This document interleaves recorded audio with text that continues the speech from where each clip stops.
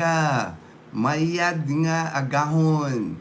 Coming to you live from Numancia, Aklan in Western Visayas in the Philippines. I'm having my morning cup of coffee here in my coffee with Ginno cup. My Copico Blanca. Copico Blanca is my choice of 3-in-1 coffee here in the Philippines. Coffee, cream, and sugar all in one, powder form. You put it in your cup, add hot water, and you have a nice cup of coffee. Uh, oh, Kevin Shores. Good morning. Good morning, Kevin. I started my live stream a little early today. I just took Mom and Leanna to church. Mom and Leanna, they go to church every Thursdays and Sundays. The church they go to here in the Philippines is called Iglesia ni Cristo, Church of Christ. So every Thursday morning, I have to take them to church, and then every Sunday, I take them to church. And Leanna's already dressed for school. So once they're done with church, that will be done around 7. Mom takes her directly to school using a tricycle. That's why I'm doing the live stream early. I always try to do the live streams as early as I can. That way I can have, my day. I still have my day. I'm a morning person, so I get everything done during the day. So that's what I try to do is during the morning time. Because usually by the afternoon time, I start fading out. During the afternoon. I don't have the same endurance like I used to before. I'm gonna do the weather report. That last storm, Verbena, Verbena, it's still in like the southern Luzon area, affecting areas in Palawan still. Our area, off and on, it's been raining. The roads here in were wet this morning when they were. I was taking them to church this morning, but sunny now. The sun is coming up. Says here, Kalayaan Islands rains with gusty winds from tropical depression Verbena. The rest of Palawan, so it's close to leaving the Philippines, but it's still cloudy skies in Palawan, scattered rains and thunderstorms. Again, from tropical depression Verbena. And then in the northern Luzon area, Ifugao, that's like Baguio City, that area, Benguet province, cloudy skies because of the shear line. Same thing that's affecting, I think Simon had told me about the shear line in Isabela. Ilocos region, cloudy skies with rains, Quezon, Aurora. So in Metro Manila, partly cloudy, rain showers and thunderstorms. So again, a wet day in the Philippines again today. But here, we might see some sunshine. The road is still wet, but this morning, the beautiful sunrise this morning. When I was driving, coming back, I saw amazing sunrise. I always love that. The sunrise is like my favorite time. Second is the sunset. I prefer the sunrise because I guess because I'm still fresh. I'm still just waking up, just thankful for each sunrise that I see. Hello, JP. Hey, JP. All right. Good morning. Good. Yo, Tim. Thank you, my good friend in Las Vegas. Thank you for joining the live stream. And I was gonna update this morning regarding Chloe. The previous night, previous day, Dazzle and I didn't get sleep at all. Kept us all night because we were really concerned about Chloe. Then we took Chloe to the vet. Had to leave Chloe there at the vet like at 8 a.m. They did IV on her, and then they did that catheter. But and then we were waiting for their call to see what was the next step. While we were waiting, I'm glad we were waiting because because Dazzle, of course, we're both worried. But Dazzle, really, she's like so attached. Both of us are so attached to Chloe, but more so Dazzle because really it's the first dog that Dazzle ever had that was like here in the Philippines growing up.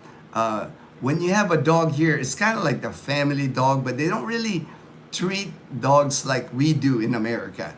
Now, more and more Filipinos are treating their dogs better. Like in our neighborhood, you can tell that the dogs here are well taken care of. But where Dazzle grew up, in Tabun, in Katiklan, even now they have dogs there, but they're just dogs. They're just like roaming around. You feed them, but they don't really.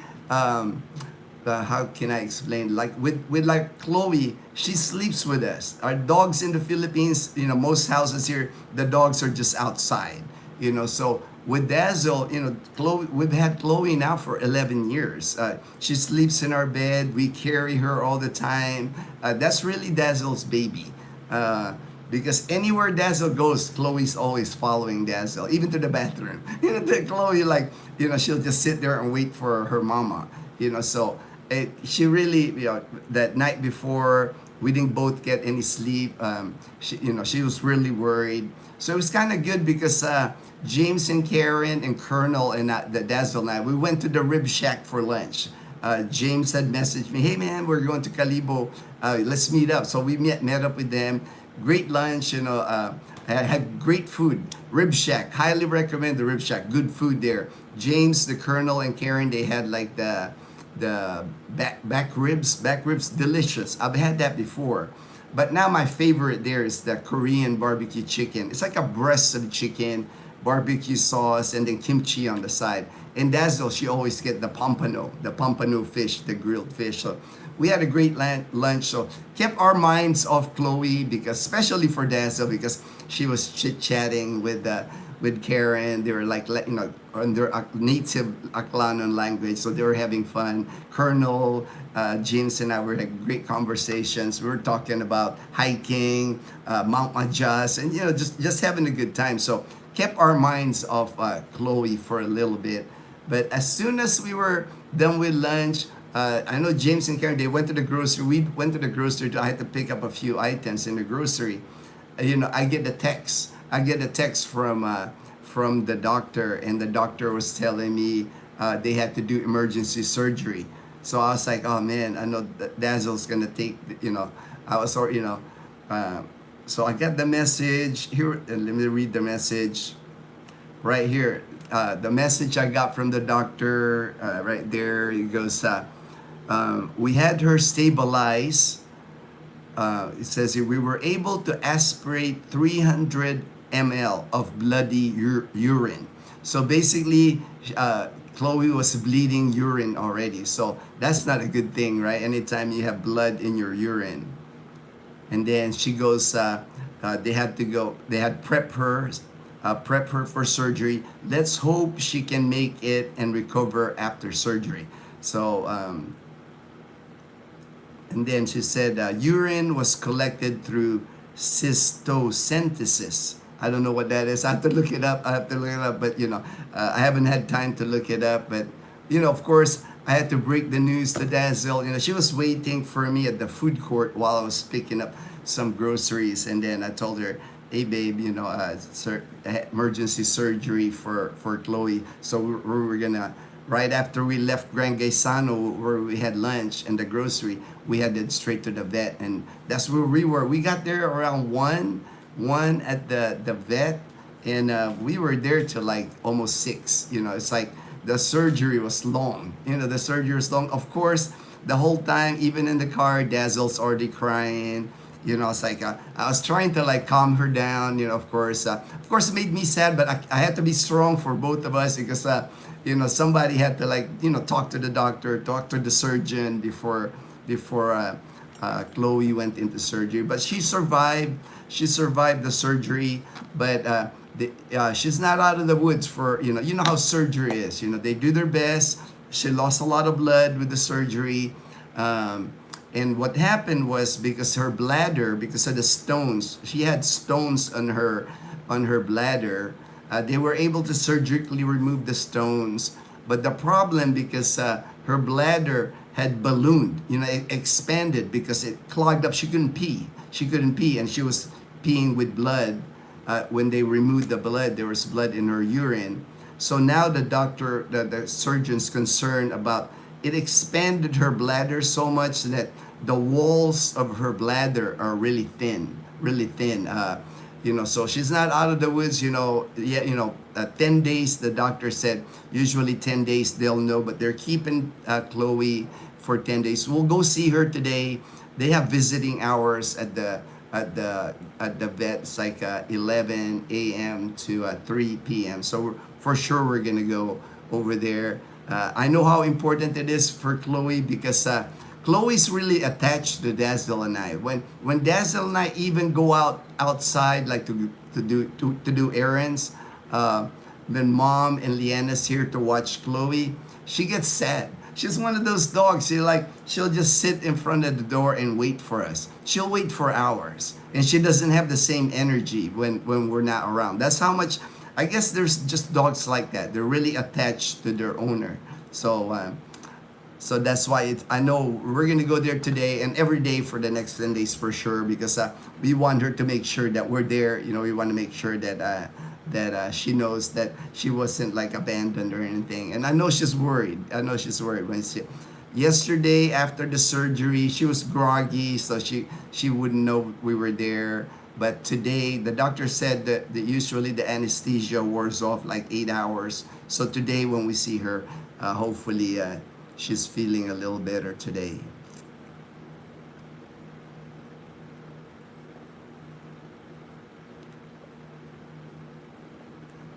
You should go to Chocolate Hills. Chocolate Hills.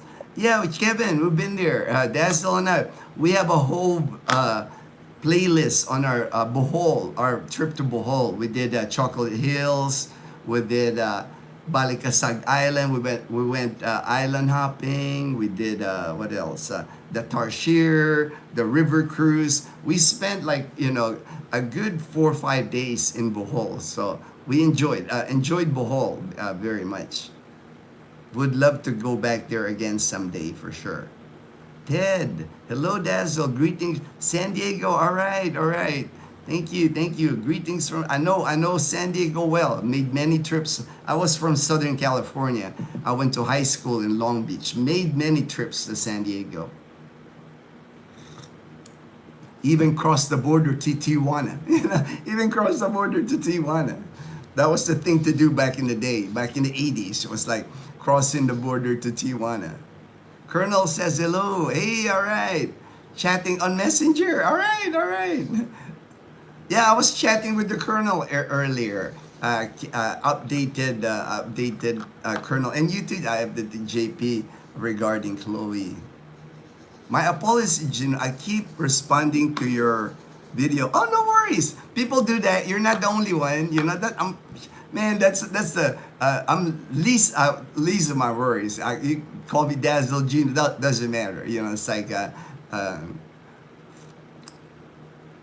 it's the trolls sometimes. They're like I've been called many other names. So it's like Dazzle's like not a negative. That's a plus. The Peanut Butter Travels. Hello, Peanut Butter Travels. All right, thank you. Yes, thank you for all the prayers, Tim. Thank you for all the prayers for Chloe.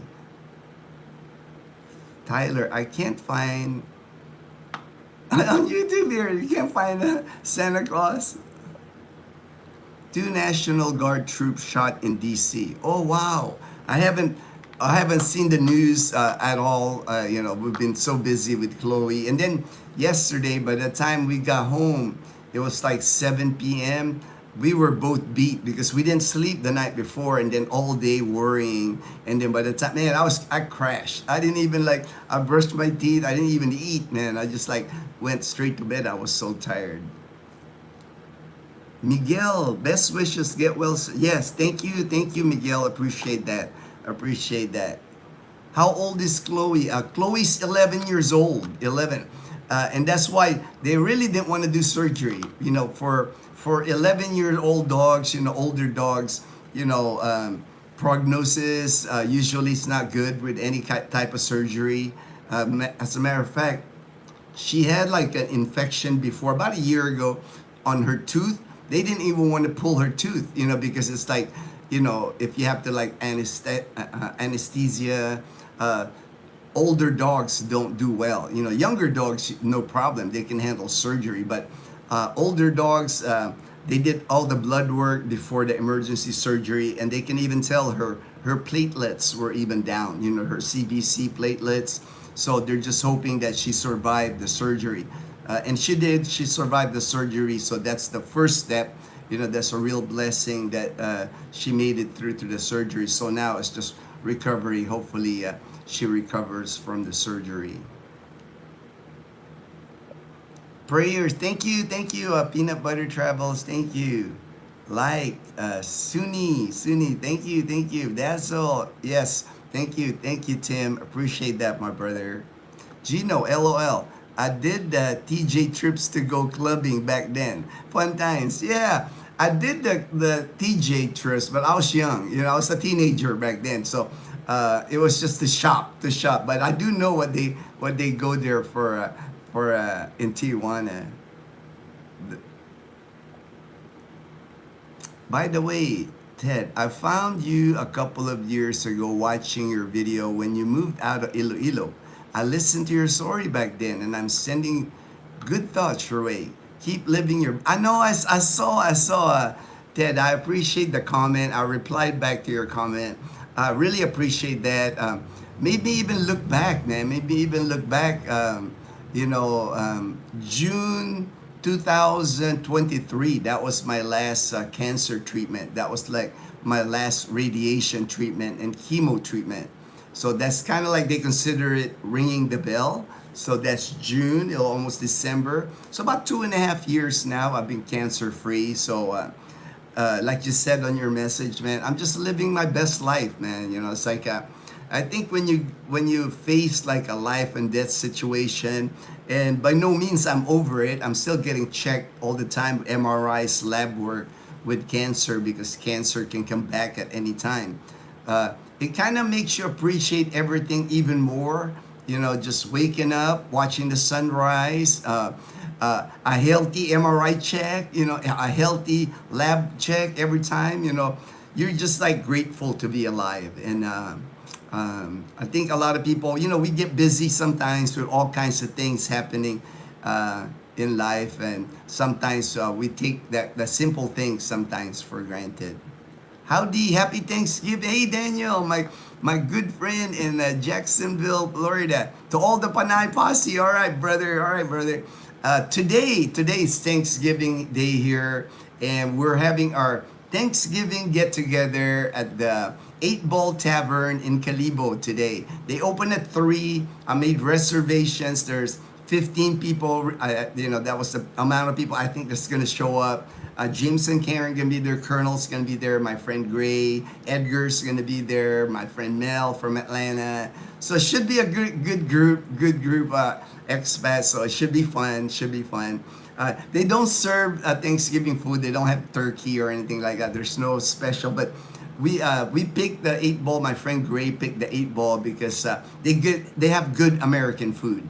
They have good burgers, 100% beef burgers, good size hamburgers. They got good pizza, fire roasted pizza. They got steaks even, but kind of pricey on the steaks. But there's plenty of like American food on the menu, and then several selection of imported beer, including tap beer. They have a San Miguel beer on tap, you know. So for the drinkers, I'm not a drinker, so I'll stick to my mango shake when I go there. So, but it should be a good time today at the 8 Ball Tavern. And that was gonna be kind of like my topic. I kept this. I found this one time, and I like the thought of this. A friend of mine posted it on Facebook, and I kept it on my pictures, my photos. And once in a while, I just look at it.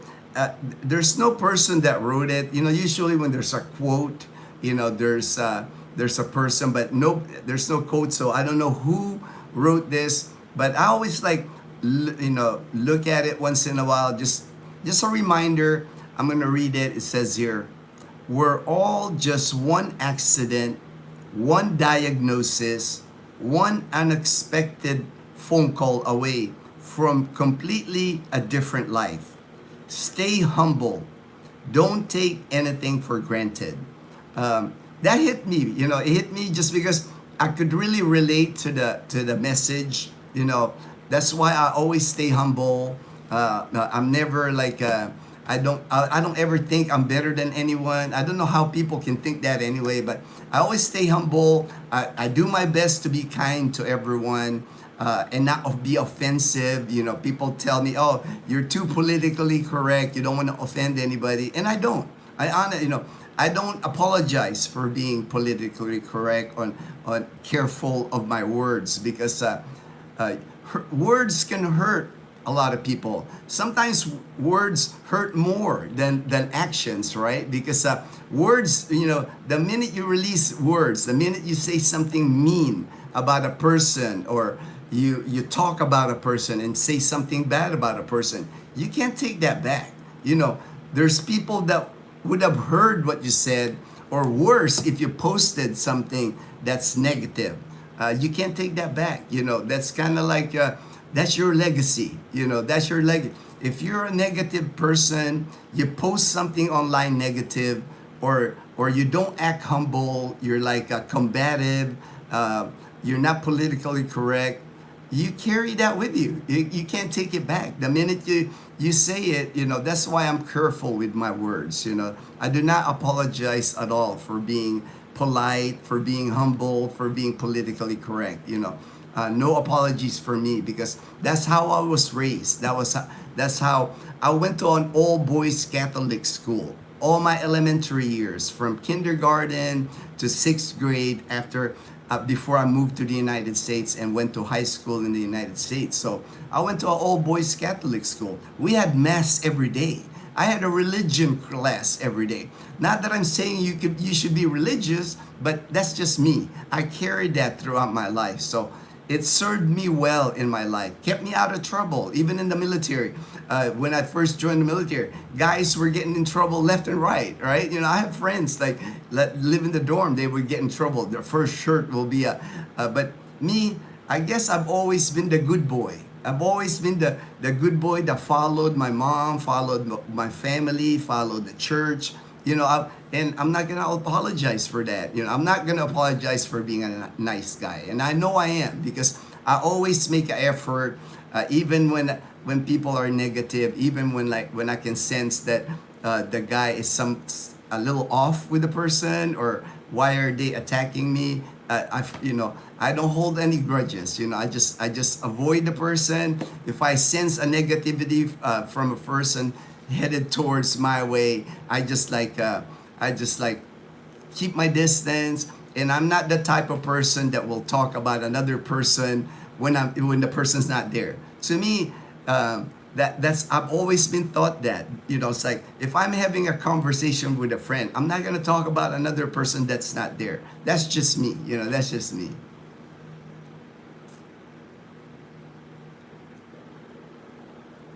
JP, hello Daniel. Hello Daniel. Why do you wear? Okay, I don't know. I don't know what that a bindi, a Hindu bindi. I don't know what that is. Good morning, all. Hey, Colonel. I had a great lunch with the Colonel yesterday, and James. I finally got to meet the Colonel. The Colonel treated us to lunch. Thanks again for the lunch treat, Colonel. That was so kind.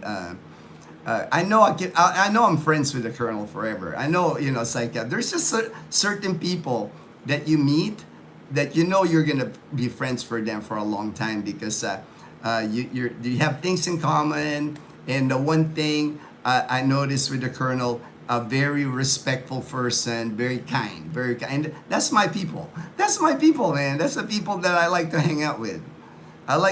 Just like the vibe. I like good, positive people.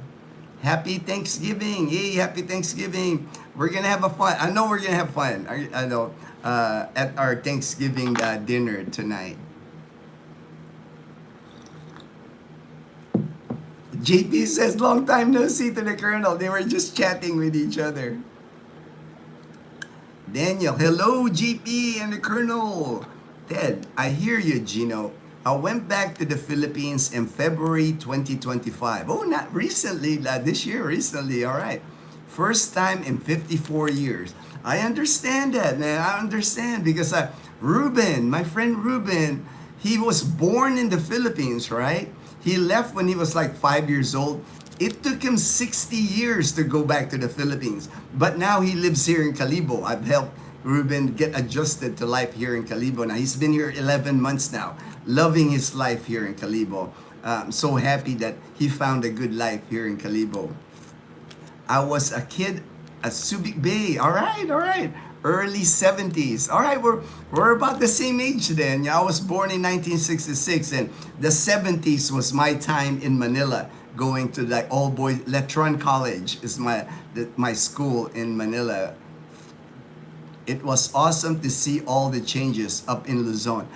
Oh yes, for sure. And if of course if you made it to Olongapo, man, I've been to Olongapo over the years. Like before I left the Philippines, I remember as a kid we'd go to the beach by Barrio Barreto, the area, and then when I was in the military, I got stationed at Clark Air Base, and I visited Subic, Grande Island, all those places in the Subic area. Several times inside the base, and then even now after when I get evacuated out of Clark 1991, I've been back to Subic recently. Within the 5-6 years, I've been back to Olongapo City. Definitely I like a lot of changes. One thing that didn't change though, even from back in the 70s to today, remember that like the Rotonda by Olongapo City. That's the thing that I remembered, even as a kid, and then every time I visit, there's like on the down, the main city part, there's like always that rotonda that like you're in Olongapo when you hit that rotonda. But now they have a highway now, from and I'm sure you took that highway from Angeles City to Olongapo City. Takes like an hour now. It used to be like a 3-hour trek. You used to have to go to Angeles, San Fernando, Pampanga, and then long through towns and everything. Now they got the express way now from Angeles to Subic. Someday I'll hope to meet you and your family. All right, hey man, if you make it your way here to Panay Island, to Boracay, I would be happy to do. I do the meetups now pretty on the regular, especially in Boracay. At least every 1-2 weeks, I'm in Boracay meeting people there, people that watch our channel and then want to meet us. Easy trip for me to go to Boracay Island. Takes me like an hour and a half to get to Boracay Island. So. And I love Boracay Island anyway. I don't mind going to, even on the day trip, I could leave here at 6 a.m. and I could be on Front Beach before 8 a.m. for breakfast, and then spend the day in Boracay, come back home like at 5, 6, at sunset. So not a problem.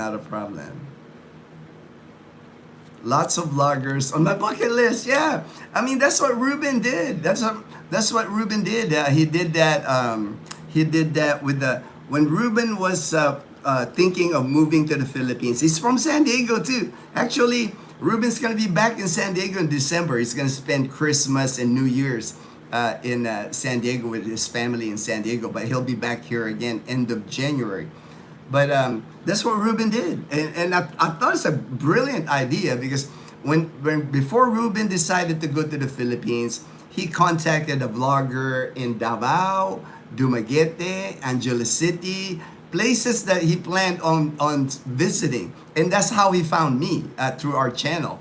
And then he reached out to all the vloggers, and he actually visited most of them. When on his first trip, kind of like I call it recon trip for Ruben, he met all of us. He met all the vloggers, and some reason me and Ruben, we just connected. We became friends, and he said, out of all the places, imagine this, out of all the places, Angeles, Dumaguete, Davao City, all the places, Ruben ended up in Calibo. It's like I think he just felt I felt a connection with Ruben. Same thing with him. He felt good about, hey man, what do you think about if I go there to Calibo? And I told him, man, I think you can have a good life here, and so far he's had a great life here. He's well adjusted. He's been here 11 months. he's got a nice apartment, a studio apartment. He's actually going to expand when he gets back in January. His studio apartment, there's a 1 bedroom beside it, and the landlord is actually an old professor of mine at STI College Calibo. So he's already talked to his landlord. He's gonna take over the other room because Ruben said he likes having guests, visitors, and his studio's too small. So the landlord's allowing him to take over both rooms. So might even do a door to get from one of the bedroom to the other. So he's making Calibo his home. He's got a motorbike now. He's got a Honda Click motorbike. He's friends with all the Manongs. The Manongs here in Calibo, I call them the OGs. The OGs of Calibo. They're like retired engineer, retired doctor, retired politician. And they all hang out at Dunkin' Donuts. they all hang out in Dunkin' Donuts and in Calibo. And Ruben's a part of them. Ruben's Ruben's hanging out with the OGs of Calibo, man.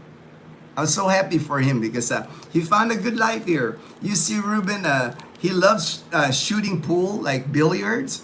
And he's got his own stick and everything. I mean, Ruben's the best player I've seen. You know, it's like, he's got 2 pool halls in Calibo that he likes going. He hangs out there. He's like a local. People know him. People know Ruben. And the pool halls here, very basic. You know, not air conditioned even because, but pool tables, and they have like a glass refrigerator with beer. So you can shoot pool, drink beer at the pool halls here in Calibo. I mean, Ruben just walks it or rides a tricycle or his motorbike. He's got a nice life. He said, you know, he's walking more here, have friends, doing more activities than when he was in San Diego. That's why he likes it here. Kyle, good morning, Ginno. Hey, good morning, Kyle. Good morning, hey, Brian. Thank you, Brian, for joining the live stream. Words can damage, Brian. Yes, right. That's why, man. And that goes not just to other people, but with all my relationship with Dazzle, with my family. I'm very careful with the words that I, because you can't take it back, man. When you say something not nice, you can't take that back, and that more likely that the person that you said those words, they're not gonna be, they might say they forgive you, but they won't forget. Like me, I've had dealings with bloggers now that wasn't so pleasant. So I just I extricate myself. I kind of like avoid that bloggers now. Most of the time, I would say 95% of vloggers that I've met are good people. But just like with anything else, there's that 5% that I don't know, just got that negative personality maybe. So I just like move away from the people. It's like even if they try to smooth things over, right? I'm okay. You're forgiven, but you're not gonna be my friend because you release the words that you release. You can't take that back. You can't take that back. Your true self, I've seen, right? It's like once you see a person in that kind of light, that kind of negative, it takes a lot for that person to recover, like the friendship. There's too many good people in the world to be, for me anyway. My philosophy in life. Too many good people in the world to waste your time on the negativity or the people that are. I think some people just like to create drama. Some people just like to create drama. Maybe they were raised improperly. I don't know. Maybe, but I'm too old now. It's like I'll be 60 next year. I don't like drama. I don't like negative. So if I sense that from another person, I just I won't talk bad about the person. I won't say anything, but I kind of just move away. I start distancing myself. That's how I've kept the peace in my life. I enjoy. I can, when people approach me. Dazzle will tell you this. I got a lot of patience. I always try to look at the best in people. I don't judge. I don't, no matter the situation, when I hear other people talk about other people, I never judge. I don't base my that's how that person views that person. But me, I always give people the benefit of the doubt. But the minute like I find out for myself that that the person's not that good, it's like I just wish them well, good luck, have a good life, but I move on. Good morning, everyone, from Brian. Colonel GP Daniel, all right. In the words of the great Tim Minchin, sticks and stones may break your bones, but words can break hearts. All right, all right. I like that. I've heard that before, but I haven't heard that in a while. But I believe that. I believe that. That's why I'm always careful with the words that come out of my mouth, especially on YouTube. I'm on YouTube. I'm on live YouTube, man. You can't be like, you cannot take back your reputation. You cannot take back the things you say, or the people, how they view you. The minute, you see something, oh man, that guy's kind of off. They're not going to like change their mind. They're going to remember that more. The negative thing that you do, especially on a live stream, especially online when you post something on Facebook or something, the negative that you do, the negative that you bring, people won't forget that. Negative, even on YouTube, right? Negativity sells more than positivity. You'll get more views if if a guy messes up here in the Philippines, gets arrested or something. That's like, you go viral with that. Remember that Russian guy, that Vitaly guy? Man, that guy went viral here because he acted a fool here in the Philippines. But if you do good things here in the Philippines, like many people do, many expats, many foreigners. My friend Ryan, he went to Cebu. He's helping out the people that during the flood. A lot of Michael, my friend, that Philippines Life. He does a lot of charitable work with like schools, neighborhoods. You don't get that. You don't get the same bang in YouTube, the same viral that when you mess up. When you mess up on YouTube, man, you become famous. But when you do good things, it just don't get noticed. You're a true master sergeant. Nice guy. All right, thank you, Brother Daniel. John Vasquez, Ginno. All right, the alien guy. Kyle, we finally found a place to rent in Camellia. All right. Hoping to move in the last this. All right. If it's this Camellia, let me know. I don't know if you're meant moving here to a Camellia Aklan, but Camellia is nice. I've always said, it's not perfect. The main thing here in Camellia, the HOA, the homeowners association, don't seem to agree with each other. Better now, this group of board of directors really doing all kinds of positive things now the past 2-3 months. They are new board members. Everything's improving again. We had the opening the lights in front. We have the yards are the people, it's improving. The only thing I'm waiting on is our swimming pool. If they can get our swimming pool back up and going, man, I'll be a happy man. With the summer coming up here, January to June, it'd be nice to have a swimming pool here in January to June of 2026. But I've always liked our neighborhood. It's always quiet, right?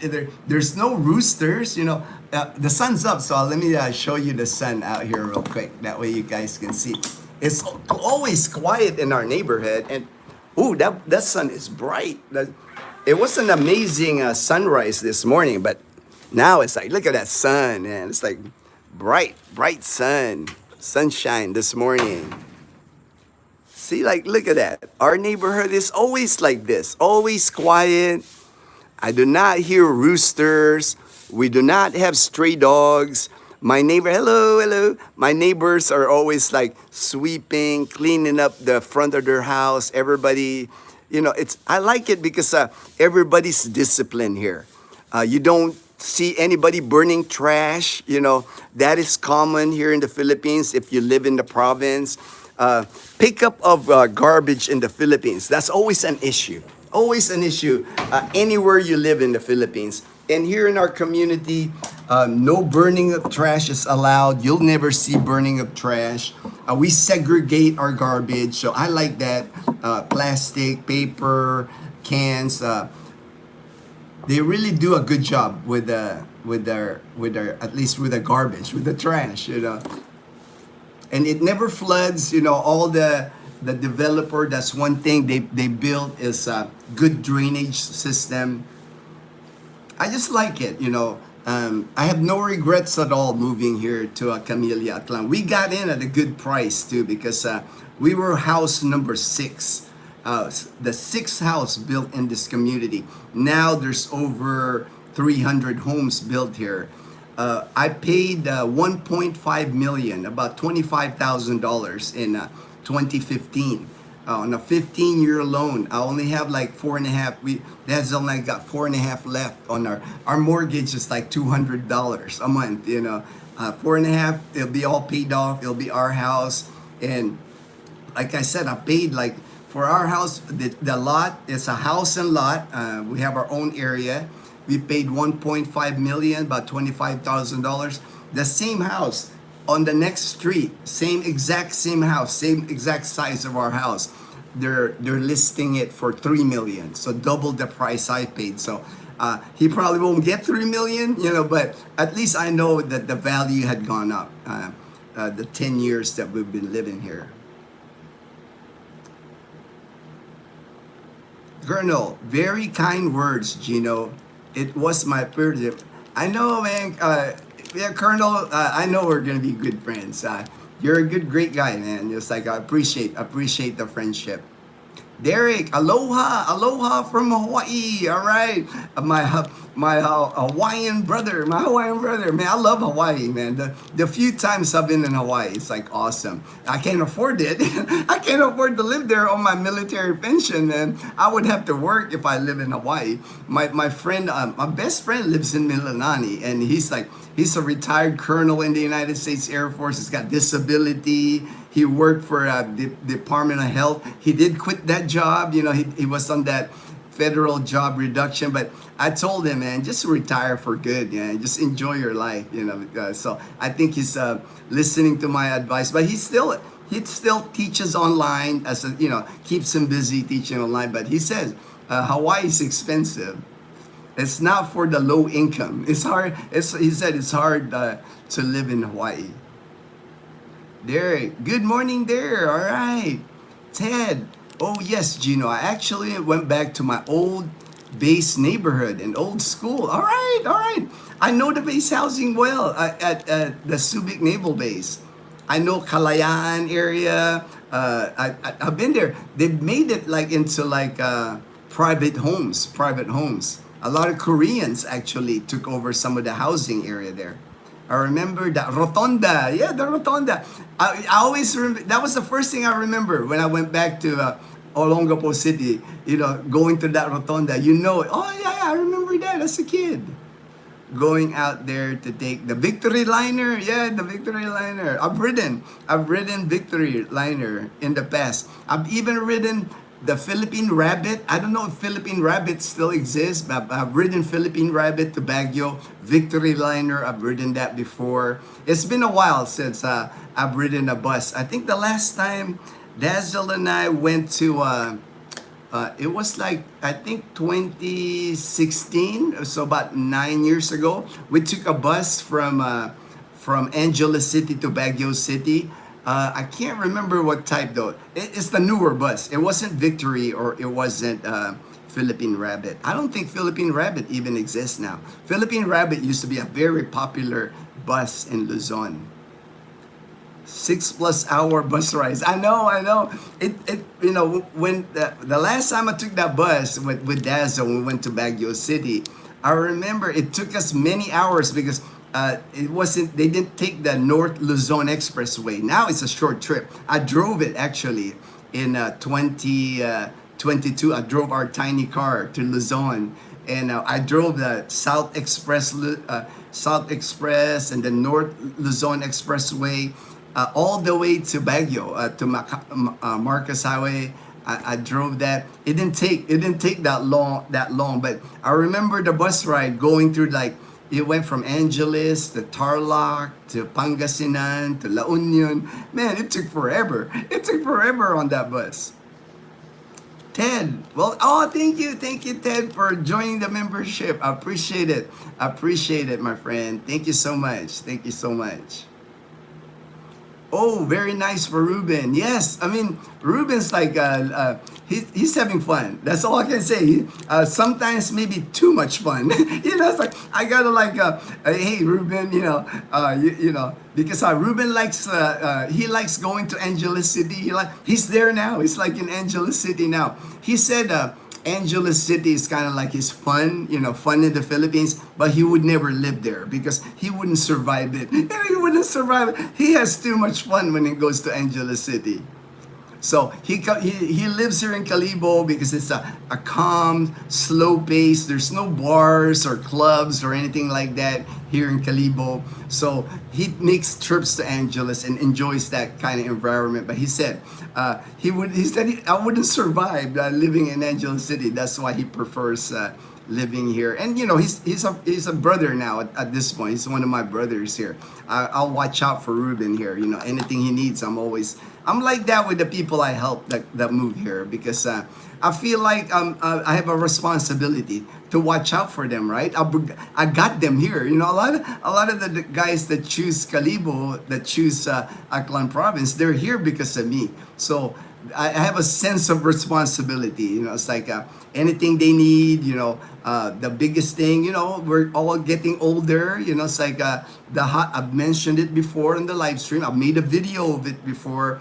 Unfortunately, when we get older, it's like that trip to the hospital. That happens. There's no going around that. I want at some point we're gonna get sick. Unfortunately, part of aging. And here in the Philippines, I've mentioned it before, you have to have a watcher here. It's called a watcher.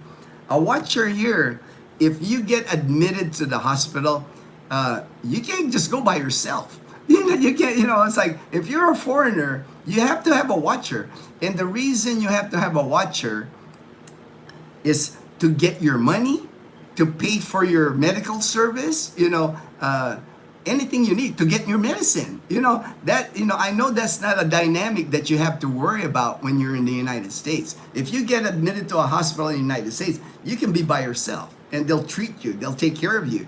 Here, you need a watcher here, and the watcher would be, let me get you an example. If you got admitted to the hospital and you need to get x-ray, you need to get lab work, you need to get medicine, who's gonna get it? Who's gonna pay for it? It's not the same in the US where they'll just like tally it up. The billing department will just like add all your bills, right? Here, before they draw your blood, you gotta pay for it. You gotta pay for like before the x-ray. Before the x-ray gets done, you gotta pay for that x-ray. So you need that watcher to go to the billing department, pay for it. And if you're by yourself, how are you gonna go to the ATM? Or if your bank is not even, the hospital doesn't have a machine. You gotta have a watcher that you trust that will take your card and get money out of your account to pay for your x-ray, for your lab. The hospitals here, when you get admitted, they don't carry all the medicine that you need.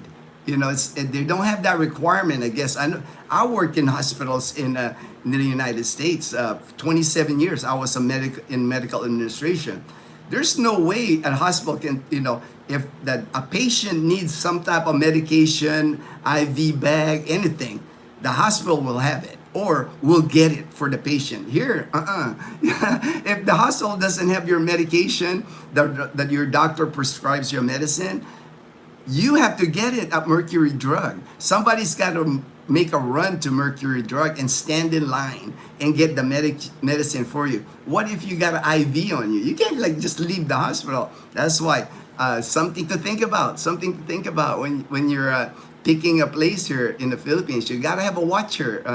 I know you don't really think about that when you come here. You're thinking, oh, I'm invincible. I'm never gonna get sick. But what happens if you do? Then it could be an issue. Do you have a person that you trust that can get your money, that can get to the ATM? Some hospitals here in the provinces, they don't take credit cards. People, I always see comments on expat groups. Well, I'll just charge it to my credit card.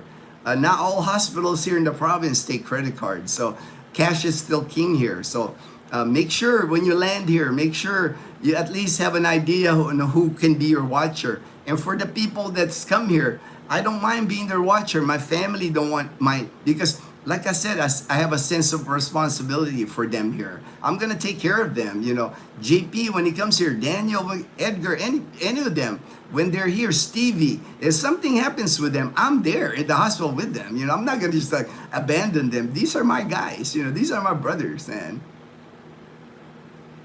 Have you ever been to Santa Clarita and Stevenson Ranch in part of LA County? I'm not familiar. I'm not familiar with Stevenson Ranch, but I've been many places in LA County. But you know how LA County is? It's so big.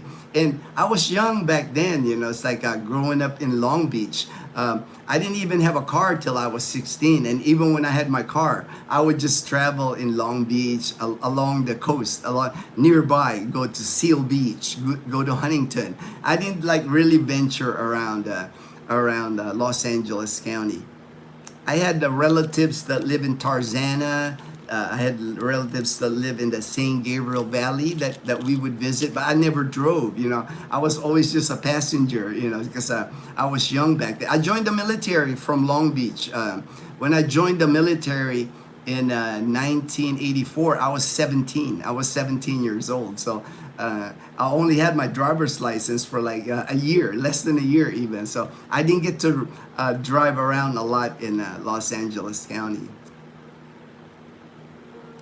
JP, is Ruben the norm of the 8-Ball Tavern? The norm. He plays there, but Ruben prefers like the local pool halls. He prefers the local pool halls because they got better billiard players there. The 8-Ball Tavern, it's a fancy place. You know, it's not cheap to drink beer there. It's really not for the locals. I think an expat owns it, to tell you the truth. I think a foreigner owns the 8, because it's right. The 8-Ball Tavern is located at the Vineyard Hotel, brand new hotel, about 2 years old. And the 8-Ball is like maybe same time they built the hotel and 8-Ball. It's part of the hotel, so you know how it is. You know, it's like the bars in the hotels. They're, you know, a little pricey. Not many bars though. Not many bars in Calibo. There's a lot of food parks is what they call it. Food parks. The food parks. There's several food booths like Korean food, Filipino food, barbecue. And then they'll have tables and benches, and you sit there, you order your food, and of course unlimited beer, Red Horse, you name it. And they'll have like music, like live music playing every night. That happens every night. Those are popular in Calibo. They're called food parks. Food parks.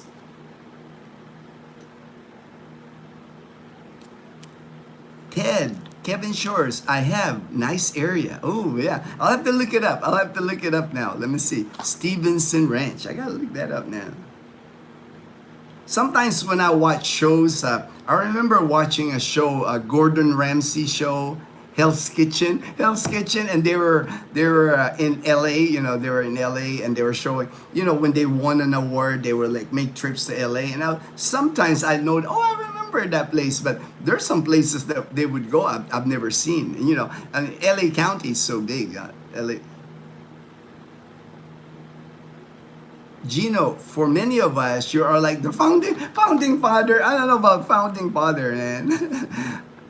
Hey, I'm just happy to help. You know, it's like I said, you know, man, if my legacy, when I'm gone someday, my legacy would be I helped some people move here to the Philippines and found a good life here. That's something I would be proud of. That's something that, you know, at least I helped a fellow man. I helped a fellow man find a good life here. And I still believe that. I still believe you can find a good life here. I lived in the United States for over 30 years.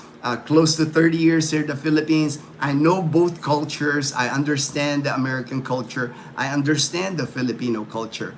And the way things are now, you know, this is my opinion. I know I'm gonna hurt people's feelings here. you can find a better life here in the Philippines in retirement, especially if you're single. To me, that's just the truth, in my opinion. Just because if you're single in the U.S. and you're in your 40s, 50s, or 60s, it's hard to find somebody there, right? It's like hard to find somebody that's Americanized. Even a Filipina in the United States, more likely will be Americanized already.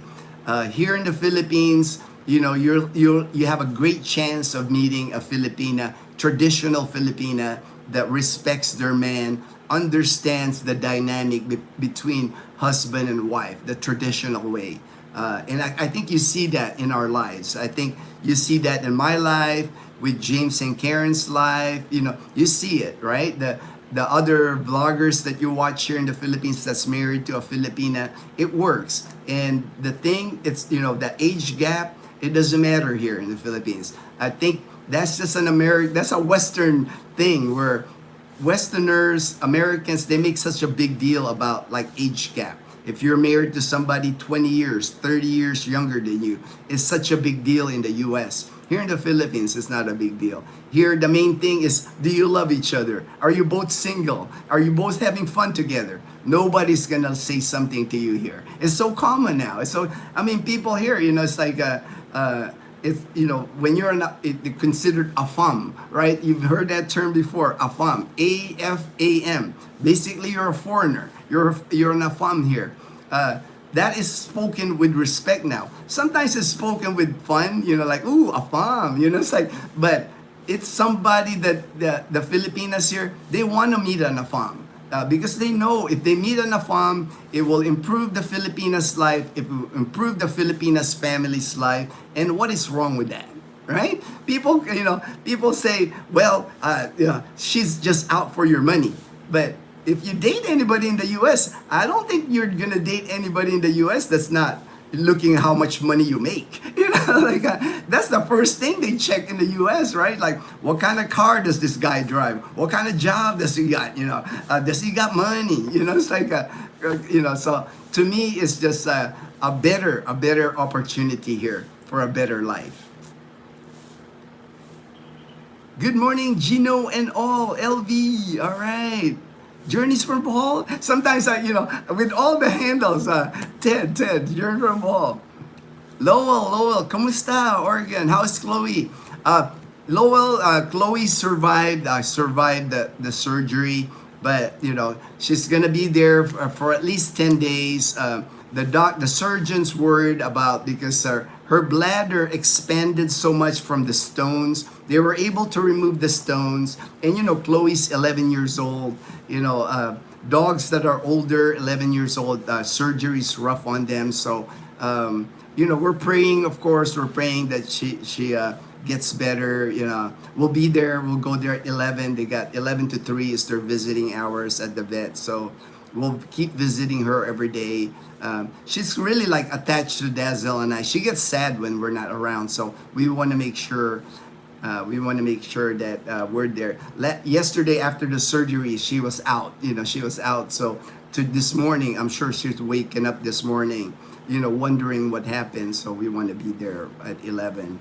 Surgery, yes. Unfortunately, she had to have stones removed from her bladder, and there was a lot of blood in her urine when they extricated from her bladder. So hopefully she recovers. Hopefully. Thank you, brother. God bless, my brother. John Vasquez, JB. All right, JB. John B. All right. Daniel, always focus on the good and positive. You live a better life and more fulfilled. Amen, brother. That's how I live my life. I at this point, what I've been through a lot in my life. Cancer being one of them. It's like you can't help but just focus on the good. It's like the noise, the negativity, everything that happens, I just block that out. I focus on the good. I focus on the good people in my life. I know tonight at the Eight Ball Tavern, these are my guys. These are like the guys I like hanging out with. I know it's gonna be fun because we support each other. It's like a brotherhood. It's like anything you need, brother. I'm here. That kind of thing. To me, that's what life should be all about. It shouldn't be about we don't discuss politics. We don't discuss that's a religion. That's a no-no. People make that mistake. They base friendships over politics, religion. To me, that's a mistake. It's like me. I don't care what politics you believe in. I don't care what religion you believe in. If you're my brother, you're my brother. That's how I was taught in the military. When I joined the military at 17, there was not many Filipinos in the United States Air Force. Most of the brothers that I met in the United States Air Force, my guys, they're still my friends to this day. They're all my friends on Facebook. We came from all different backgrounds, Puerto Rico, Boston, California, Texas, Louisiana. We came from all over the world, all over the United States, and we bonded together. We became brothers in the military, and that's how I approach life. I don't approach life that look at race, look at politics, look at religion to base my friendship. I don't do that. It's like I base my friendship on the good people. I want the more good people in my life, the better I'm off. It's like that's my goal in life. Just surround myself with good people and positivity. Ginno, when you opened that door, we all saw the light. We all saw the light. You're funny, man. You're good with all these messages, Daniel. Not bad for 25, Kuya. It's always better. 25. I'm not quite getting to it. Oh, 25. $25,000. Yes. You can't find that anymore. You can't find right now. Even here at Camellia, smaller homes that they're building. There's still a few that's still building. You can't find $25,000 anymore, or 1.5 million. No way. It starts at like 2.2, 2.5 to build a home here. The prices of land in a gated community from that time has doubled. You can't find. That's why a lot of people here in the Philippines, they like buying the land in the gated subdivision, even though they don't have no plans of ever building or moving there. They buy it for investment because the one thing I've seen in a gated community, pretty much, the land value keeps going up. You can't create more land, right? There's no new land to be discovered, especially in a gated community, because you got it walled off already. There's security, there's amenities like swimming pool, basketball court. The developer puts in money on the gated communities. Good morning, Ginno Belus. Good Belus. All right. Good morning, brother. And everyone, Leyte Island. All right. JP, good morning, Belus. I have the feeling the posse will stand up for each other too. I think so. I think so. You guys are already like connecting with each other, right, JP? Everybody's like friends already, and you're not even here. So because you all are doing this leap of faith. To come to the Philippines, thousands of miles away, to leave your life in America, to come to a foreign land. That it takes a leap of faith. It takes an adventure to do that. You got that in common already. So of course you're gonna support each other. You're gonna check on each other. I know Gray checks on Edgar. I know Mel. I check on Mel. We already have that. We're already like, hey, how you doing, brother? It's like, I hope you're okay. We're always checking on each other because like we want everybody to be successful. We want everybody to find a good life here. Southern Cal, hey, Southern Cal, Benny, all right. Ginno, do you remember, I love Magic Mountain, man. I'm a roller coaster freak, man. I'm not anymore. I've been many years, at least 14 years since I left the United States for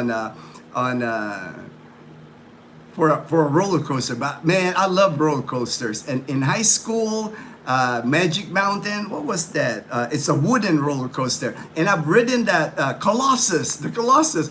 I've ridden that forward, all wood. It's like one of the tallest drop, and all wood. The structure, it would like shake. You know, it would shake. I've ridden that forward, and I've ridden that backwards on the roller coaster. Knott's Berry Farm, the Montezuma's Revenge, you know, where it loops, it does, you know, it goes up. Man, I'm a roller coaster freak, man. I love roller coasters. I'm a thrill seeker when it comes to roller coasters. It never bothered me, man. Roller coaster for me was always fun, but I haven't ridden it since I left. I wouldn't dare ride a, you know, I don't think they even have a roller coaster in the Philippines, and I wouldn't ride it anyway. You know, they do not have the same standards as in the US as far as safety here. Like, even riding a Ferris wheel here, it's suspect. It's suspect, man, because like they don't do the preventive maintenance, the checking and all that here in the Philippines.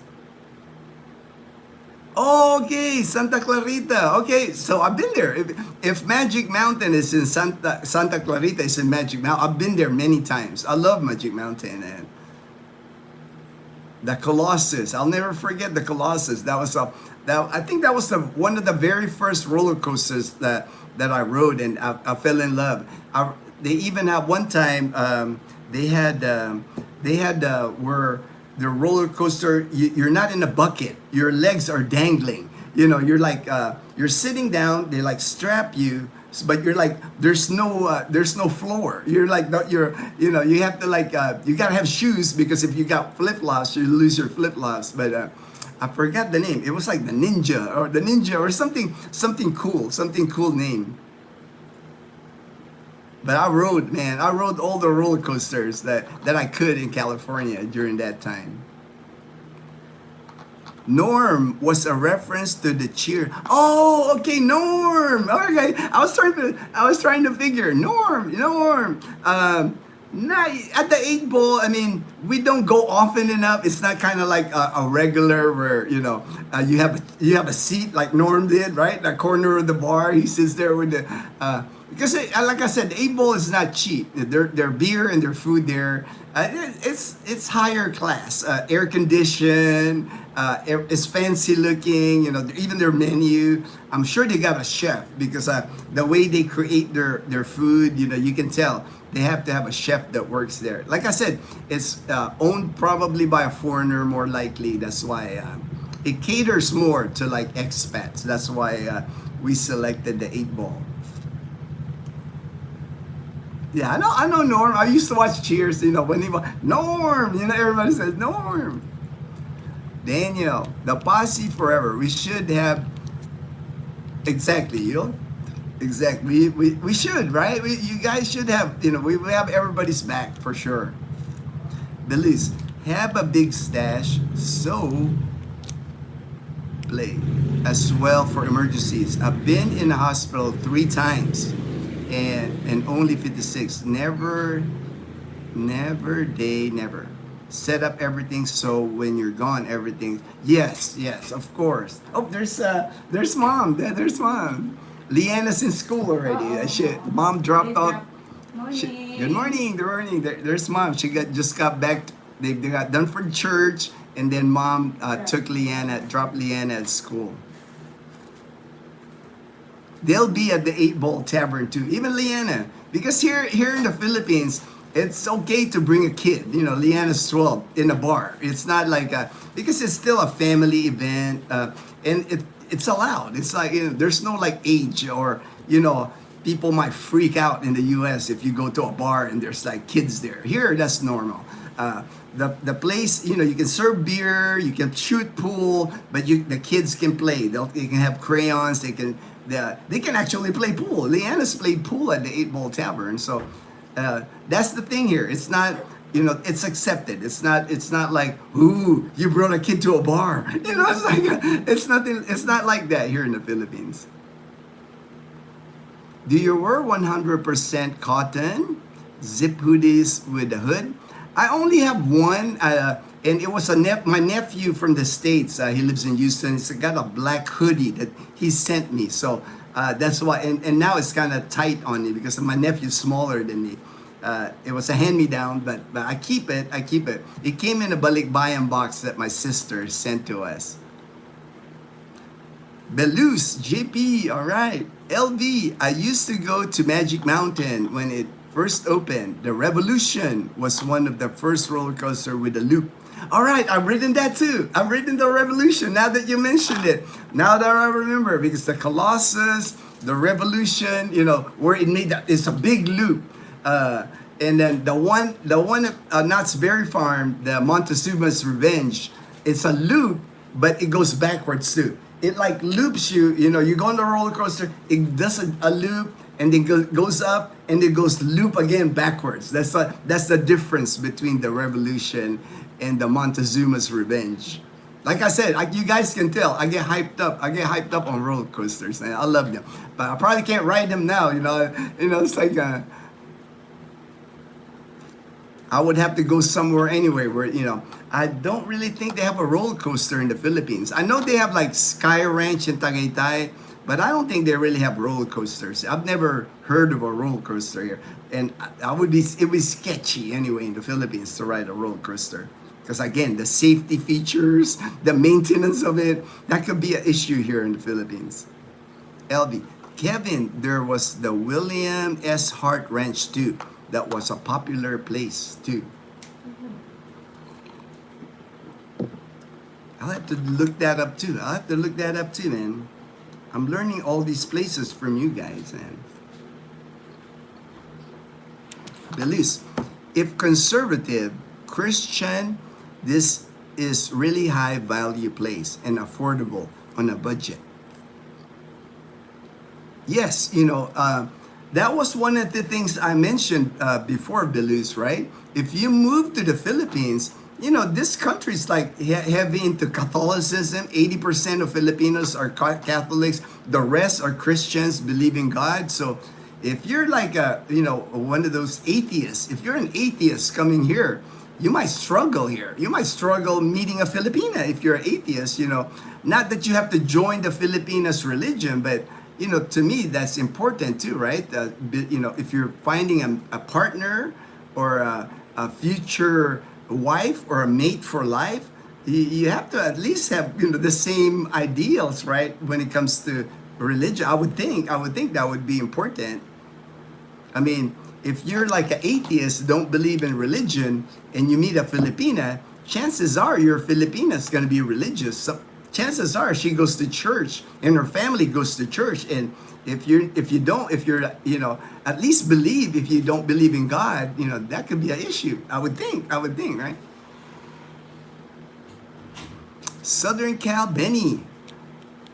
The first and last time I visited Magic Mountain was when they opened the Ninja. It is the Ninja. Thank you, Southern. I was trying to remember the name. I rode the Ninja, man. I rode that Ninja because I remember it. It was the first time I rode a roller coaster where you weren't in a bucket. You know, your legs were dangling. You're swinging like, you know, you're going side to side. You know, that was awesome. The Ninja was awesome, man. Yeah, it's hanging. That's the first time ever that I rode a roller coaster where I was hanging. JP, hello Lowell. All right. Yeah, Benny, that was about the last time I went to. All right. Man, I love Magic Mountain. Knott's Berry Farm, Disneyland, of course, in Southern California. That was my senior year of high school. Before graduation, I worked at Disneyland. Because they hired us. You know, they hired us to work the concession stands. I was flipping burgers and cooking hot dogs for the summer. Right, I was waiting to I had enlisted August of 1983. August is when I signed my papers to join the military. My mom actually had to like co-sign because I wasn't an adult yet. I was 17 when I signed the paper, so my mom had to sign it. And August 1983 was I put my name enlisted in the United States Air Force, but my basic training was not until February. So I had all those months, and I worked in Disneyland during that time. it took me about 3 years to fully accept that 20, 30-year-olds or more is real and preferred by many Pinay girls. Yes, I think, Dazzle and I have talked about this, it's like, for her, she's in her 20, she was 20 when Dazzle married me. For her to marry somebody that's 20 in early 20s, they're not mature enough. They're not, the Filipinos here are the same 20-year-olds in the US, right? They're still, chasing girls, dating many women, it's a notch on their belt kind of thing. They want the more the more they date, the more they go out with, the better.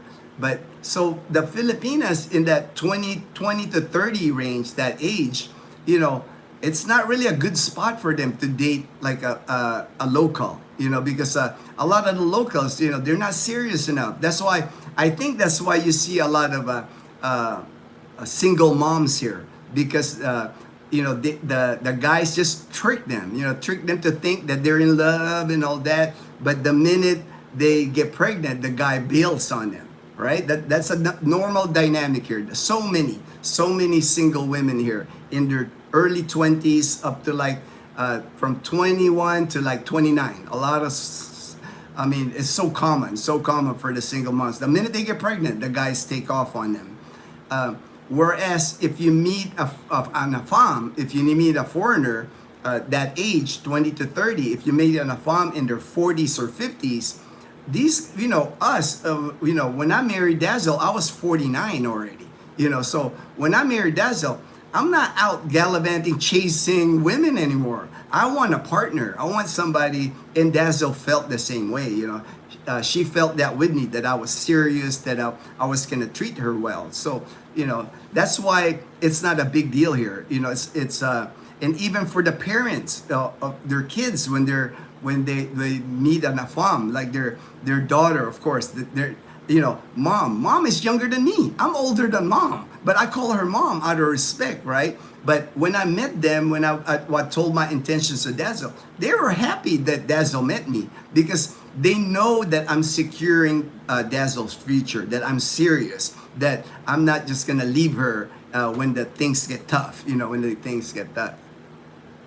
Kevin Shores, I live in Stevenson Ranch. Oh, nice, Stevenson Ranch. All right. I gotta look it up now. I got it on the photo. After this live stream, I'll look that up. Expensive to live. I can imagine. California, right? That's the reason all my relatives, we all landed in California in the late 70s. That was the big migration for my family, my aunties, my cousins. We all moved to California late 70s.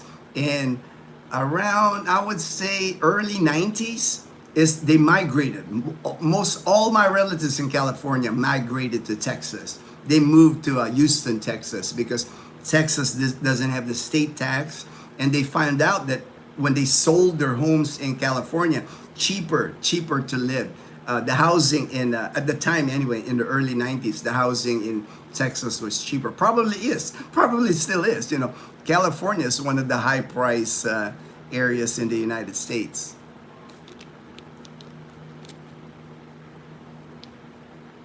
Filming, yeah. And I heard something about Hollywood filming in California, that more and more the studios aren't doing well. More and more the studios have moved abroad or different location, again because California is so expensive.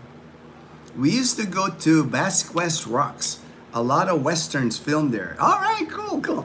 When I was in Tucson, there's a lot of in Tucson. I forget the name in Tucson, but they have studios there where they filmed a lot of westerns. A lot of westerns were filmed in Arizona because the backdrop, the desert, the shape of Arizona.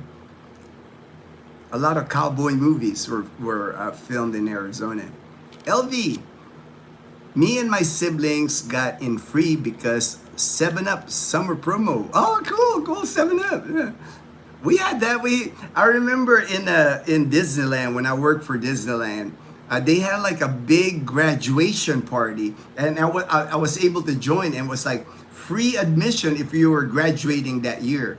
1983, free grad. You know, so you just had to, you know, you're a senior, you're graduating, free admission to Disneyland. And I remember it because they had a concert. It was, of course, you're inside, so free concert.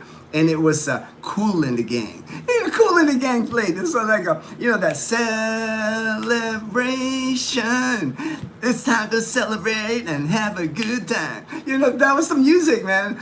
This, you know, all the graduates from all over Southern California, they were at Disneyland for a graduation celebration there. And Cool in the Gang. That's why I remember it. And even to this day, that was so much fun. The lines were super long. The lines were super long, but you didn't really care about the rides, you know, because most of us have ridden the rides. Most Southern California people, we already ridden the rides at Disneyland. It was just the vibe, just walking around. You're like you're a high school grad. You know, it was like a fun night in Disneyland. A brother from another is still a brother, right? Right, Colonel? Yeah, yeah. And sometimes, man, you know, the brother from another, sometimes, you know, is better than your own blood brother. You know, it's like sometimes, right? Because, you know, a lot of times, you know, your own brother, you know, there's like conflict, you know, there's like jealousy, who's the favorite son, who's the, you know, kind of thing, you know. So, you know, with the brothers that you choose, you know, your friends that become your brothers, you choose them because you see qualities that you like about them that's similar to your qualities. Military is a melting pot, for sure, for sure. Back in my day, man, back in the 80s, man, the dormitory, I remember my first dormitory, barracks, we call it barracks in the United States Air Force, was in Victorville, California. I was stationed at George Air Force Base. And those group that live in the barracks, I'm Facebook friends with them. We video call to this day. We got like Leo, Randy Busby, Debbie, Bahrain. We're all still friends to this day because, you know, that was our first, you know, adulting, right? That was the first time we were away from home. I was 17. Most of the guys were 18, 19 at the most. And it was our own first time being on our own, you know, collecting, and we all worked at the hospital because we were all hospital dormitory or hospital barracks. So not only did we see each other in the barracks, we saw each other at the hospital. So, you know, the 3 years I spent there, we became really good friends and lifelong friends because, like you said, a melting pot. You know, I never met a person from Boston, you know, before, you know, that has the accent like Boston, you know, and Leo, he's never met a Filipino in his life. He said, what is a Filipino? You know, where you come from, you know, but it's a melting pot. You know, you get there in the barracks, you're like, and the brotherhood that we built, we have it to this day. You imagine, you know, that's like over 40 years ago and we're still friends. We still video call. Amazing that, you know, now you have this technology where after the live stream I can video call with my good friend Leo. LV, yeah, those promos were great, Benny. On board the Navy ship, our showers were wet down, suds up, rinse, you're all done. Yeah, you gotta take a quick shower. That reminds me, Derek, of basic training, right? In basic training, we had to, you know, you had a limited amount of time to shower. 40 guys. There was 40 in our flight. You know, Air Force calls it flight. You know, because in a flight, airplane flight. So our flight was like 40 people, and we had so many. You know, only a limited amount of time for all 40 guys to shower, shave, everything, and then clean the bathroom. You know, the minute like everybody takes a shower, it has to be cleaned, right? So yeah, you just pretty much like, you know, sun and then rinse and you're good, you know. Everything was rushed, But I didn't know that's how on the ship it's the same way, man. That's cool. Thank you for sharing that, Derek. Good AM, Ginno fam and Panay Posse. All right, Fortune. Kevin Shores, I agree with you. The cost of living is crazy here. And that's why Ruben, compared to his cost of living in San Diego, that's why Ruben now lives in Calibo. Because it is more affordable for him to live here in Calibo on his Social Security than living in San Diego. And he gets to do a lot more fun stuff. It's like in San Diego, he's basically living in, he doesn't have money to travel. He doesn't have money to shoot pool with the guys, drink beer, right? Here in Calibo, he's got a nice place, his own place. He's in Angeles City right now. He's enjoying, having fun in Angeles. He was in Dumaguete not too long ago with Ryan. Met Ryan from Australia. They hanged out in Dumaguete. You get to do that stuff. Ruben told me, you feel alive. You feel like you're doing stuff still. And, he's not, Ruben's close to 70 now, but he's still doing these things, Yeah, I can't say that for many people if they stay living on Social Security alone, if they're in the U.S., if they're able to do those kind of things still, as a single person. Michael Manalastas. All right, Michael, my good friend in Northern California. Magandang umaga, brother. Magandang umaga. Well, we'll find out. She survived the surgery, emergency surgery. She had to have emergency surgery, remove the stones in her bladder yesterday. She was knocked out, of course, after the surgery. We're gonna go there at 11. They have visiting hours like 11 to 3, so we can sit with Chloe. She's gonna be in a crate, and we can pull the crate, sit there with her, make sure. We want to, I'm not even sure, if she's like gonna be able to move around, but I know she'll appreciate that we're there. We'll go there. We plan on going there every day for sure. Dazzle, man, Dazzle. She's already have cried so much about Chloe. It's a balance living here, especially when you start. It takes years to adapt, mostly pricing. You're an asset, Ginno. Oh yeah. That's what I provide, Belus. I think that's what I provide to the guys that move here to Calibo and to Aklan. I'm providing them with a soft landing.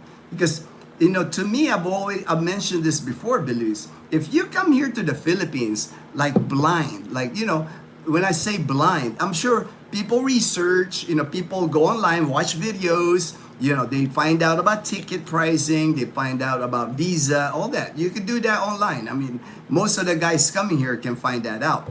But until you get here to get boots on the ground, you don't really know what it is like. You'll land in Calibo or anywhere in the Philippines and you're gonna go, oh, nobody told me about that. It's like, just the whole feeling. It's one thing to watch it on a video, watch tricycles, jeepneys, the noise, the sidewalks, the stray dogs all over, the trash in some areas. It's one thing to watch that on the videos, but to actually be in it, it takes a lot of adjustment. That's why, I've mentioned many times, the Philippines is not for everyone. It's like, and then you have to adapt to the culture. You have to adapt to the people. You have to adapt to like the way they do business here. How disorganized or how undisciplined or how would you deal with somebody cutting in line in front of you? Stuff that it takes time. And for me, I just want at least if I'm here, you got somebody that will pick you up at the airport, get to your apartment, introduce you to the other expats here. And I'm not going to introduce you to guys that I don't want to introduce you to, like the negatives, the ones that like complain all the time, the ones that we got that. We got that. Anywhere you go in the Philippines, you're going to have expats like that nothing comes out of their mouth was like negativity. And of course, why would I introduce you to that? I want to introduce you to like-minded people, people that want to go fishing, people that don't want to discuss politics, religion, or age gap, or don't want to discuss none of that.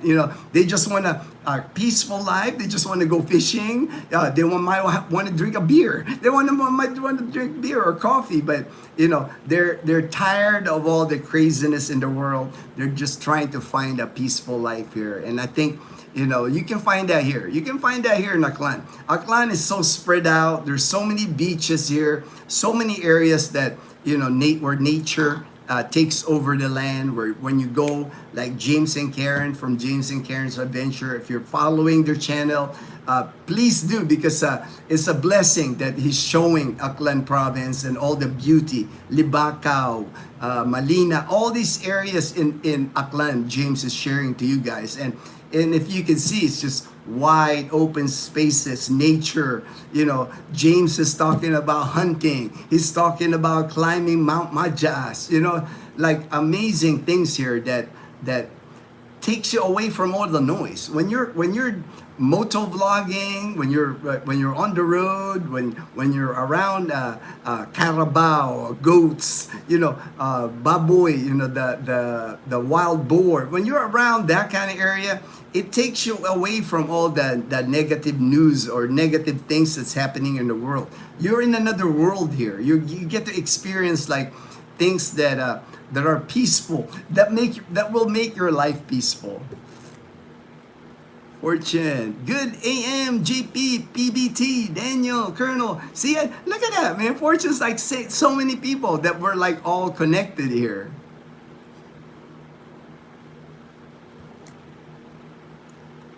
From JP's house to La Casa Española, 6,895 miles. I know, brother.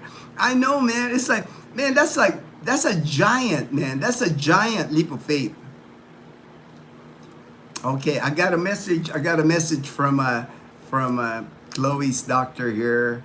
I don't know if I can read it because it's on my phone here. But I'm gonna try to zoom through the comments so I can get back to the doctor. I do not want to. If I lose you guys, I apologize. As everybody's just saying good morning to everyone. Thank you again for joining the live stream here. We are a few days to December. Good AM, Mom. All right, sunny here in Bohol. All right. Good morning, Ginno and family. All right, Thelma. All right, Thelma and Dean in the Outback in Australia. All right, Thelma and Dean, thank you for joining the live stream. Happy Thanksgiving. Yep, Turkey Day. What's the game with the flat disc like pool, Ginno? What's the game with the flat disc with pool? Oh, okay. I think it's just similar. I know what you're talking about. It's a Filipino version of pool. It's a flat wooden disc, and there's a kind of like you hit. It's the same principle. Instead of balls, it's a flat disc. Same thing. More homemade. A lot of homemade tables here in the Philippines. It's cheaper to make, I guess, than a ball. So that's why they make it. Same concept as shooting pool. When Mark died, every man has a story. Oh yeah, I remember Mark Thornton. Yes. I have a folder that has all my documents, everything, my life insurance, all my naturalization, all the papers. I've actually already connected Dazzle with Prudential is my life insurance in the U.S. My VGLI. And I've already connected her with that number and my bank even, so you can actually do that. You can go like Metro Bank, they're already connected. So all that Dazzle has to show is my death certificate, and Prudential in the United States will wire the money to Metro Bank. You can actually make arrangements like that. You can contact your insurance in the US and make those bank arrangements. That way, Dazzle's not scrambling when I'm gone. I'm not one of those guys. I'm military, man. I worked in medical readiness, so medical readiness. I prepared my last 4 years in the military. I prepared guys to deploy. I made sure they got all their will, their insurance, their dog tag, everything. That was my job in the military my last 4 years. So preparing Dazzle's not an issue with me. Kids can drink here with adult supervision. All right, Fortune. I won't let Leanna drink. I won't let it's too young. I'll wait for Leanna to be legal age before I let her drink. But Fortune, he knows. As long as the parents there. In the news on David Jessup, I haven't heard the news, but I know he's coming soon. He was on the flight, I think, to Thailand. He'll be arriving soon.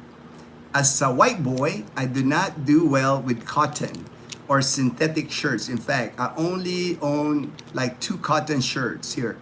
I pour here even on cloudy days. Oh yeah, that gets sweat. You sweat. I understand.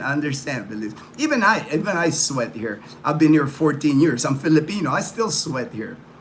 Brian, there was that dodgy little thing in Boracay, which was like a mini roller coaster, but that's removed. It's a slingshot in Boracay where it's kind of like a big slingshot. You sit down, you sit down 2 people, and they unsnap it and it flies in the air like a slingshot, and then you like bounce up and down. That's closed already. I would have never got on that. No way, man. Just because I would be worried about safety.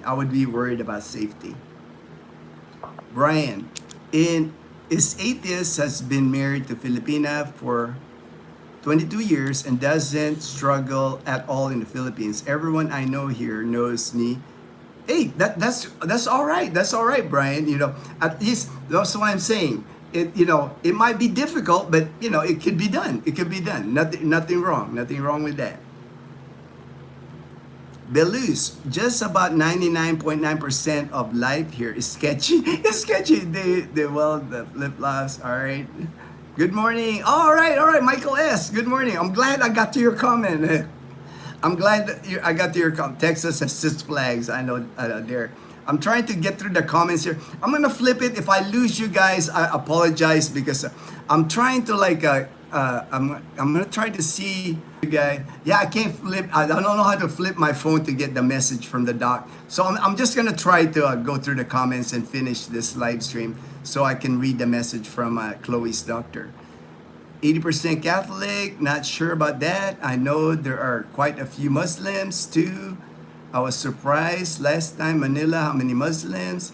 Okay, all right. Yeah, there's a lot of Muslims. There definitely a lot of Muslims. Bro, me and my mate are drunk. All right. Southern Ginno, Magic Mountain, Nasberry Farm is under 1. Oh, I didn't know that. All right. This are like 200. Ooh, wow. Good morning and chat. All right, James and Karen, thank you for joining the live stream, James. Studios have Georgia, Vancouver. Yeah, the studios. I've heard that. I've heard a lot of the Hollywood studios had moved already. Sadly, most 2 or 3 kids will have 2 different. Yeah, that's common. That's common here, Daniel. So many single moms here in the Philippines. Because again, the guys, in their 20s, usually they just get the girl pregnant and then take off on the girls. Next time you can video chat. Where do you video chat? Messenger? I video chat in Messenger, Kevin. I also video chat in WhatsApp. So if you have WhatsApp or Messenger, just look at my the description box of any of our videos, and my contact information is there, including my email, so we can figure it out. If you want to video chat with me. And I don't charge. I never charge anybody for consultation fee or anything like that. I will never charge a person here. My services are free, always going to be free. I just want to help another friend or another person. I'm not in it to make a lot of money. We don't make a lot of money in YouTube. It's more, I just want to help out. That's, for me, I just want to be a positive force. I want to be helpful.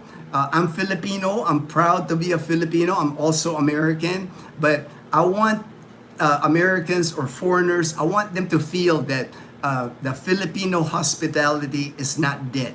Because you hear that sometimes that, the Filipinos are not hospitable as they used to be. But I want to dispel that. I want to show you guys that I'm Filipino. I'm hospitable.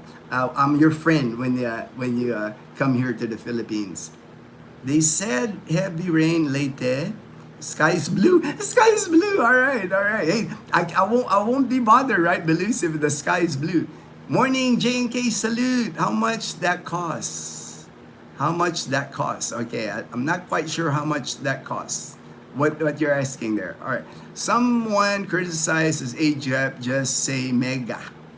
Because all right. Called also pool, calls a pool. Borax to make the table slippery. All right. I used to play it. I used to play it as a kid here. Fortune. That's why I knew what the disc that he's talking about. I still play it once in a while when I see it here in the province. Fortune. Michael S. Ginno, do you have a clue about the cost amount to bury an expat there? No. But I don't even know what that process would be to bury an expat here. I'll find out. But most burials here, minimum about $1,000, I would say, for a typical burial here in the Philippines. More expensive as how elaborate you want it to be. Do not slingshot. It was amusement park, but Korean tourists died and shut down. Yeah, I've seen it. It's shut down now in Boracay. I don't see it running anymore. It's a small kid. All right, Ferris. Yeah, the kid Ferris wheel. They still have the kid Ferris wheel at the mall, but the slingshot is gone. It was a front beach on White Beach, Boracay, where they had. Bye, everyone. All right, thank you, everyone. Is there another one? Nope. Just the Ferris wheel is what's left in Boracay. A kiddie Ferris wheel. Most Pinoys learn the skill pool, then graduate to billiards. Yep. All right, Fortune. All right, take care, everyone. I'm gonna check with Chloe's doctor here. Appreciate everybody's time. Thank you for all the prayers for Chloe. I'll keep you updated.